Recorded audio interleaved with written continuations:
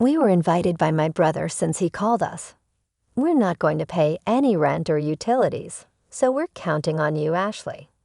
I work in the finance sector. My husband, who I'll call Bob, is a car mechanic. We live in my childhood home. By childhood home, I don't mean that my parents live there. Actually, my family home is a long-standing family business where my father used to be the CEO. I have a brother, and he was originally planned to take over my father's company. So he majored in economics in college. On top of that, my talented brother studied abroad at Oxford University, learned more about business management, returned to the United States, and worked with my father for several years. Eventually, my parents wanted to enjoy their retirement and moved to a place like Aspen, Colorado, seeming to enjoy their relaxed life surrounded by nature. Since my brother was given the company, in return, my parents passed down the family home to me, their daughter, and I decided to live there with my husband. The house is conveniently located with excellent access to public transportation, less than a 5-minute walk from the train station. Commercial facilities, hospitals, and schools are also within walking distance. Considering the future when our children leave the nest, we will be able to live comfortably. So in that sense, I am grateful that my parents gave me this house. We were planning on expanding our family and living happily, but we never thought that our life would come to a sudden end because of such an incident. After moving into this house, my mother-in-law started to visit frequently. Knowing that my parents run a business, my mother-in-law often asks about money. Since we got married, Ashley, how much assets do your parents have? When your parents pass away, how much will you inherit? She often talks about these things, and I couldn't help but think that she was rather distasteful. I didn't want to be too blunt, so I replied, I wonder how much. I've never really thought about it, so I don't know. I've already received the house, so I might not get any money. Although I laughed and responded lightly, she said, "That can't be true, can it? Your parents are over 60. You never know what might happen. They must have discussed their assets with you." She seemed to be so interested in the asset discussion that at that moment, I was convinced that she was counting on my parents' wealth. I already know how much I will receive, but I decided to keep silent, thinking it would be better not to tell my mother-in-law or my husband, who is close to her. However, an unthinkable incident occurred after this. Suddenly, without any notice, my mother-in-law and my brother-in-law's family moved into our house around 8 a.m. on a holiday. The doorbell rang unexpectedly, and when I opened the door, there were movers. Why are the movers here? I was surprised and confused. My mother-in-law and my brother-in-law's family arrived and said, "We're going to be living here from today, so please take care of us." When I saw their grinning faces, I got chills down my spine. Just then, my husband woke up, and when I asked him to explain the situation, he said nonchalantly, "What's the problem? If Mom and the others move into this house, it's so spacious, so you should be able to spare some room." He spoke as if it was only natural to give them some space. I was surprised enough that we were living together, but then my sister-in-law said something even more outrageous. We were invited by a brother, Ashley, since he called us. We're not going to pay any rent or utilities, so we're counting on you, Ashley. About my brother-in-law, he intruded into various rooms without permission and said, "This room has good sunlight, so give it to us, Bob. Move all the stuff in here out to the hallway." I felt dizzy at this exchange. This is my house, but they are opening rooms here and there, trying to use them as their own. My mother-in-law and sister-in-law's family have been lacking common sense for a while, especially my sister-in-law, who had rummaged through my bag without permission before. If things continue like this, they'll take over my room. Enough is enough. This is my house. Why are you acting like you own this place? I've had it. I want everyone to get out. I normally don't lose my cool or raise my voice in anger, but having these people move into the house my parents gave me without permission and treating it like it was theirs was something I could not stand. That's why I lost control of my emotions and shouted at all three of them. But then something unexpected happened. How dare you talk to us like that? You're the one who should get out.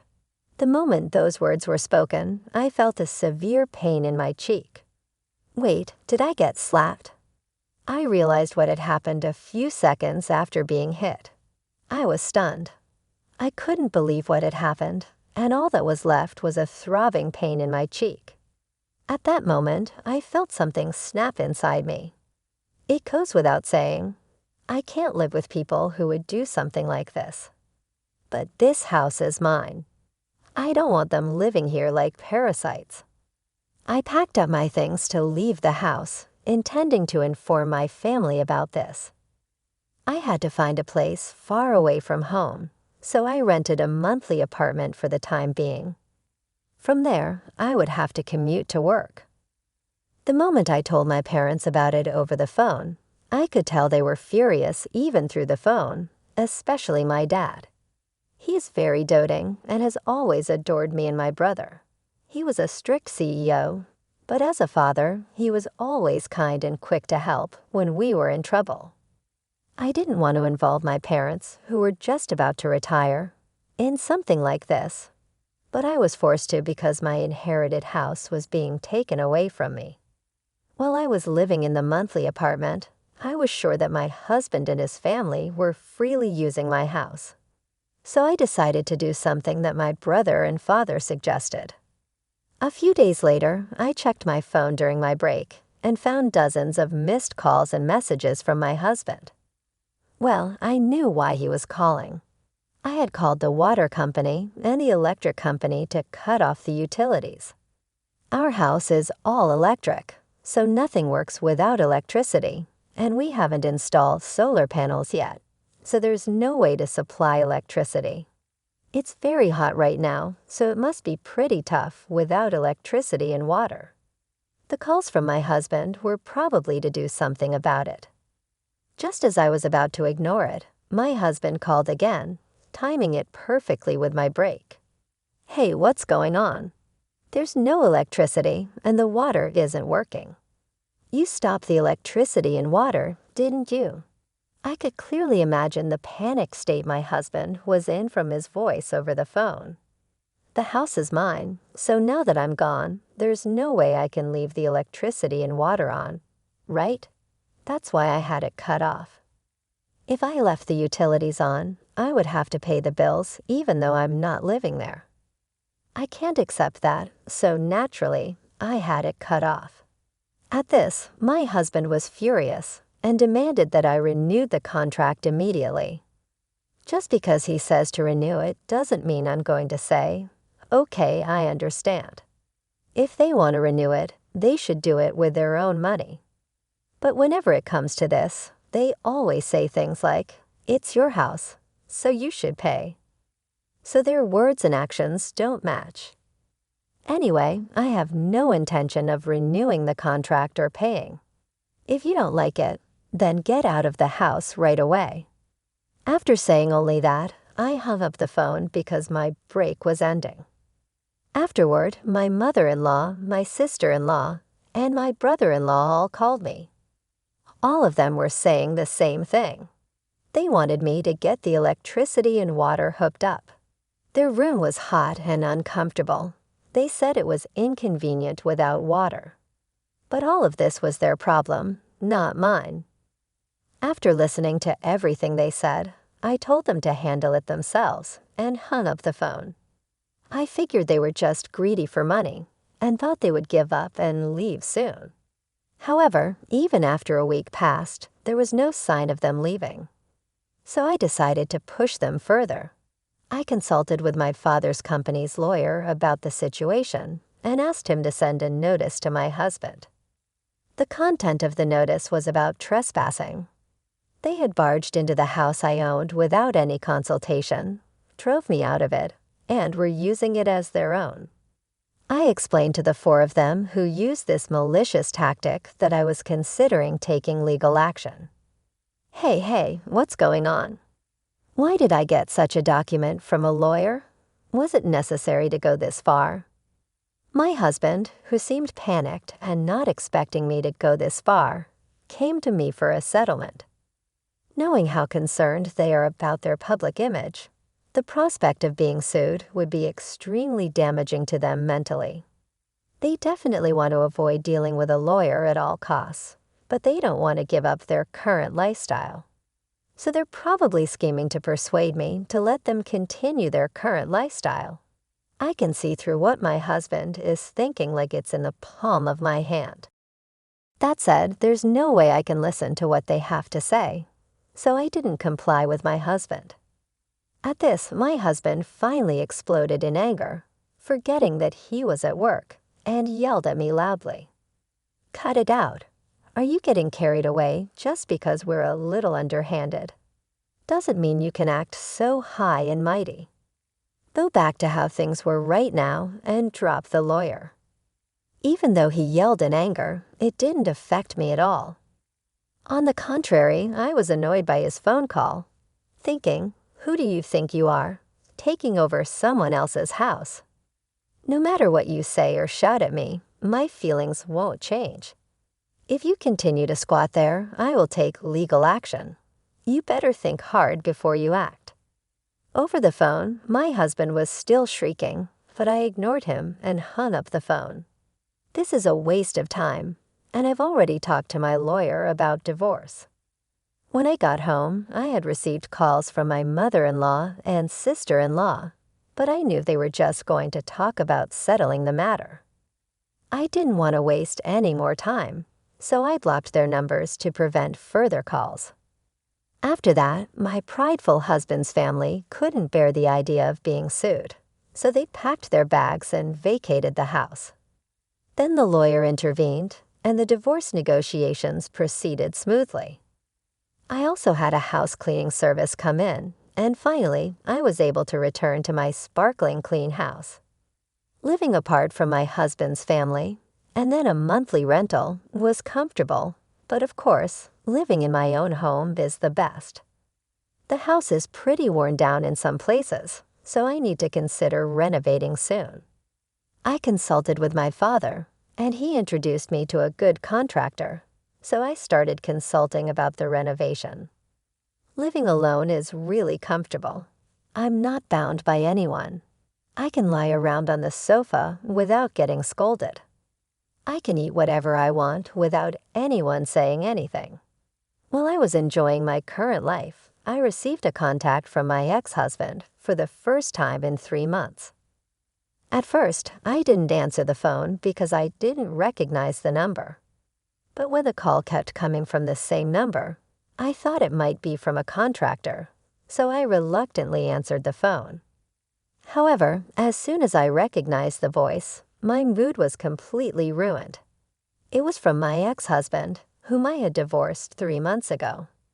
I had already divorced him with the intervention of a lawyer. We even made a promise never to approach each other again. So what on earth does he want now? And changing his phone number just to call me is strange. No matter how you look at it, we promised through our lawyer not to see or contact each other again. There's nothing left for us to talk about, so please don't contact me anymore. Right as I was about to hang up the phone, hold on a minute, please.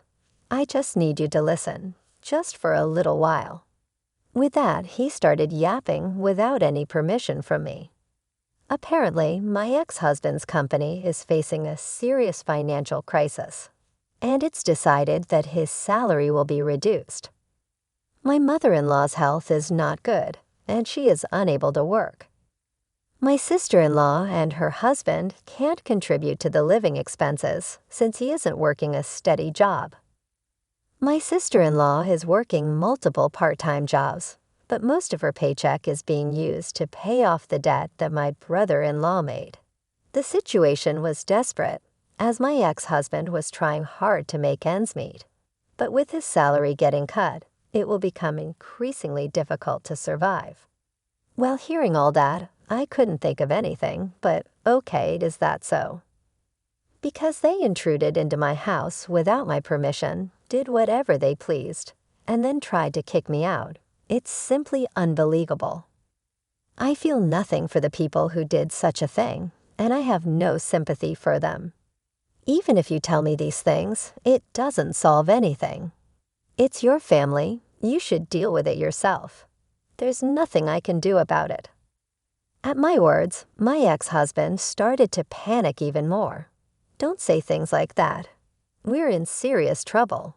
We won't even be able to pay the rent for the apartment, and we'll be struggling for food tomorrow. Hey, we used to be a family, right? Please help us. He pleaded in a voice close to crying, but I was not convinced. When I was in trouble, he did nothing to help, and he looked down on me, along with my mother-in-law. Just like my mother-in-law, my sister-in-law, and my brother-in-law have also always looked down on me. They insulted me for my plain appearance or my old-fashioned way of thinking. They told me not to come around because they said I was so stiff and outdated that it was rubbing off on them. And they didn't care how hurt I was. As for my mother-in-law, she not only made things worse, but also pushed me to have a baby as soon as possible. She forced strange herbal medicines on me, made unnecessary doctor's appointments, and told all the neighbors that I was a barren wife. Looking back, there wasn't a single good thing about my marriage. My ex-husband, who used to be so kind before we got married, started to become my mother-in-law's puppet after the wedding. The first day my mother-in-law stormed into our house, I was out because I had an appointment. Apparently, my mother-in-law was upset by this and cried to my husband. I wanted to see Ashley, but she wasn't there. I want to be friends with Ashley. I'm sad. After hearing his mother cry, my ex-husband yelled at me without listening to my side of the story. She said that she wanted to get along, but all she ever did when we met was bad-mouth me.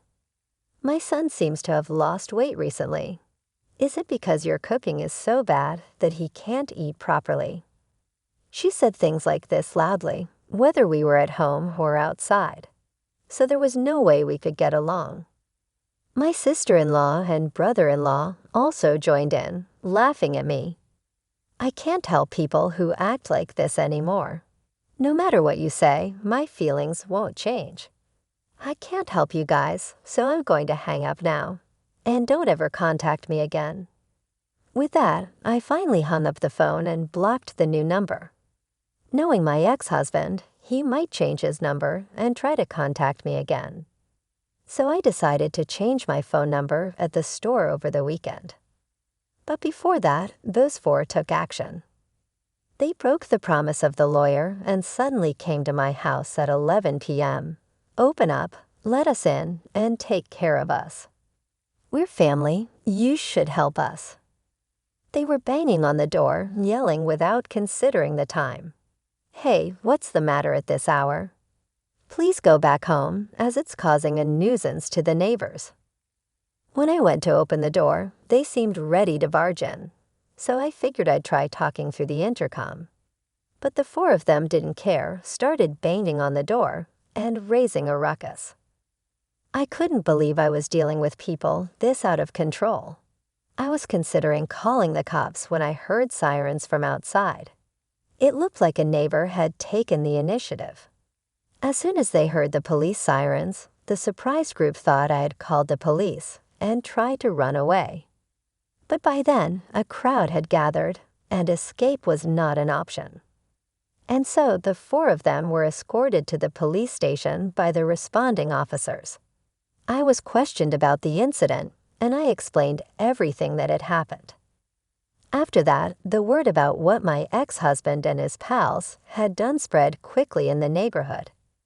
It turned out that among the crowds that had gathered was a co-worker of my ex-husband's. So by the next day, the whole office knew what had happened. He was already having a hard time because of a pay cut, but after getting the police involved, the company wasn't going to let it slide. My ex-husband ended up getting fired and couldn't afford to pay his apartment rent anymore. Money issues caused a rift between him and his sister's family, so their group living situation ended.